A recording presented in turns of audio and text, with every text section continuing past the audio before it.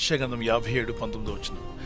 దూరస్తులకును సమీపస్తులకును సమాధానం అని చెప్పి నేను మిమ్ములను స్వస్థపరిచేదను అని యెహోవా సెలవిచ్చున్నాడు.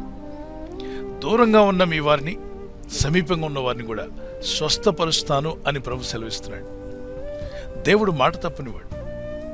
ఎంతో దూరంలో ఉండొచ్చు, కానీ దేవునికి అది దూరం కాదు. భూమి మీద జీవిస్తున్న మనుషులకే దూరం. మీ బంధువులు కానీ, మిత్రులు కానీ, మీ స్నేహితులు కానీ, మీ పేరెంట్స్ కానీ మీకు దూరంగా ఉంటే, ఒకవేళ మీ పిల్లలు మీకు దూరంగా ఉంటే భయపడవద్దు, ప్రార్థించండి. ఈ వాగ్దానం ఎత్తి ప్రార్థించండి. అయ్యా, దూరస్తులకును సమీపస్తులకు కూడా మీరు సమాధానం కలుగు చేసే దేవుడు అయినావు. నాకే కాదు, నా కుటుంబస్తులు ఎంత దూరంలో ఉన్నా వారికి కూడా సమాధానం ఇస్తావు. దేవుని స్వభావం, ఆయన అబద్ధమాట జాలనివాడు. హెబ్రీ పత్రిక 6:18. ఆయన మాట ఇస్తే నెరవేర్చువాడని 146 కీర్తన 6-7 మాట్లాడుతున్నాయి. ఆయన మాట ఇచ్చి నెరవేర్చే దేవుడు. మీ బంధువుల్లో కానీ, మీ స్నేహితుల్లో కానీ, మీ ఇంటి వారు దూరంగా ఉన్నారా? అలాగే మీకు సమీపంగా కొందరున్నారా? దూరస్తులను బాగు చేస్తా అంటున్నాడు, సమీపంగా ఉన్న వారిని బాగు చేస్తా అంటున్నాడు. ఆయన మాట ఇచ్చాడు అంటే ఖచ్చితంగా దాన్ని నెరవేరుస్తాడు. మనుషులు మాట ఇచ్చి మాట తప్పుతారు. దేవుడు మాట తప్పనివాడు. ఆయనకి సమస్తము సాధ్యమే. మార్క్స్ వార్త 10:27. With God all things are possible. ఆ దేవుని యందు నువ్వు నమ్మిక ఉంచినట్లయితే నీకు కూడా సమస్తము సాధ్యమేనని మార్క్స్ వార్త 9:23 మాట్లాడుతుంది. ఈ వాగ్దానం ఎత్తి ప్రార్థించండి. దూరంగా ఉన్నవారికి, సమీపంగా ఉన్నవారికి కూడా సమాధానం ఇచ్చే గొప్ప దేవుడు నాయన. నీ వాగ్దానం ఎత్తి ప్రార్థిస్తున్నా. మమ్మల్ని స్వస్థపరచు యెహోవావు నీవే. మా బ్రతుకులను బాగు చేయండి. మీ గాయపడిన హస్తంతో నా శరీరాన్ని, ఆత్మను, మనసును కూడా స్వస్థపరచమని ప్రార్థించండి. ఈ భూమి మీద జీవిస్తున్న ప్రతి మనిషిలో శరీరము, ఆత్మ, మనసు 3 ఉన్నాయి. మూడిటికి స్వస్థత కావాలి. శరీరం అనారోగ్యంతో ఉందనుకోండి, మనసు ఎంత తెలివైందైనా ఏ పని చేయలేడు. అంటే శరీరం సహకరించదు.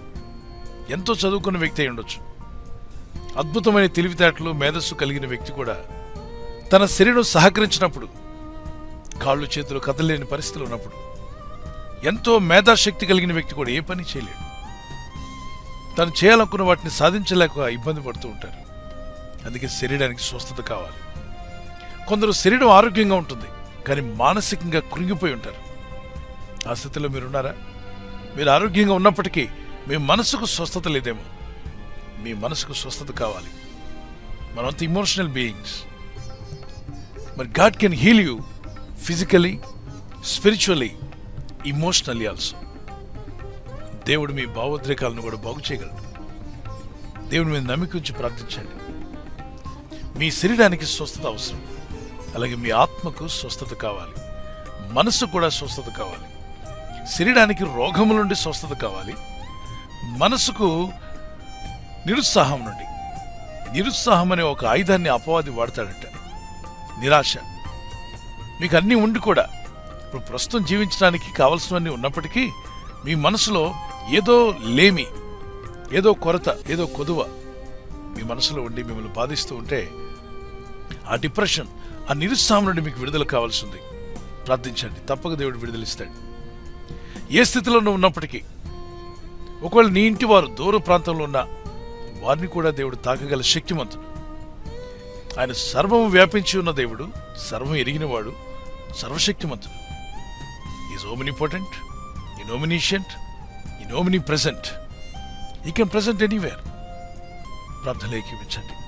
పరిశుద్ధమైన మా ప్రియతండ్రి, అద్భుతమైన వాగ్దానాన్ని ఈరోజు మాకు దయచేశారు. దూరస్తులకును సమీపస్తులకును సమాధానం అని చెప్పి మిమ్మల్ని స్వస్థపరచు యెహోవాను నేనే అన్నావు. అవును తండ్రి, మమ్మల్ని స్వస్థపరచువాడు నీవే. మానసికంగా శరీర స్వస్థత, ఎవరికైతే శరీరం అనారోగ్యంతో ఉందో వారికి శరీర స్వస్థత దయచేయండి. మానసిక డిప్రెషన్లో ఉన్న వారికి వెంటనే స్వస్థతనిమ్మని అడుగుతున్నాను, విడుదలిమ్మని అడుగుతున్నాను. ఆత్మ పాపరోగాలతో ఉన్నటువంటి ఆత్మలను బాగు చేయవాడు నీవే. వారి ఆత్మలో చేరున్న ప్రతి పాపము, అపరాధమును కడిగివేయగలిగినటువంటి యేసు రక్తంలో వీరు కడగబడి వీరి పాప శాపం నుండి విడుదల పొందిన వారే. వీరి ఆత్మకు స్వస్థత, వీరి శరీరమునకు స్వస్థత, వీరి మనసుకు సమాధానం కలిగినట్లుగా మీ మాట సెలవిస్తుండగానే ఇప్పుడే వారి జీవితాల్లో అద్భుతములు జరుగునుగాక. ఈ రాత్రి నెమ్మదితో పండుకొని సురక్షితంగా కాపాడబడినట్లుగా నీ అగ్ని కంచి వేసి మమ్మల్ని కాపాడండి. మీ చిత్తములో కొనసాగే కృప మా అందరికీ దయచేయమని యేసుక్రీస్తు ప్రశస్త నామములో మీరందరికీ చక్కని నిద్ర దయచేసి తెల్లవారు లేచి కృపను మాకిమ్మని క్రీస్తు నామములో అడిగి వేడుకుంటున్నామా పరలోక తండ్రి. ఆమేన్. ఈ వాగ్దానాన్ని మీతోనే ఉంచుకోకుండా లైక్ చేయండి, షేర్ చేయండి.